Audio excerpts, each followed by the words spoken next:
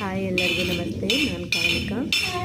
ಸಂಜೆ ಆದರೆ ಏನಾದರೂ ತಿನ್ನಬೇಕು ಅನಿಸ್ತಾ ಇರುತ್ತೆ, ಅದಕ್ಕೆ ನಾನೊಂದು ಈವ್ನಿಂಗ್ ಸ್ನ್ಯಾಕ್ಸ್ ಮಾಡ್ತಾಯಿದ್ದೀನಿ. ಹೆಸರು ಕಾಳು ಮತ್ತು ಸ್ವೀಟ್ ಕಾರ್ನ್ ಇತ್ತು, ಅದನ್ನು ಬೇಯಿಸ್ತಾ ಇದ್ದೀನಿ. ಬೇಯಿಸಿ ಅದಕ್ಕೆ ಸ್ವಲ್ಪ ಇಂಗ್ರೀಡಿಯೆಂಟ್ಸ್ನ ಆ್ಯಡ್ ಮಾಡಿಕೊಂಡು ಅದೊಂಥರ ಸಲಾಡ್ ಥರ ಮಾಡಿ ತಿನ್ನೋದಷ್ಟೇ.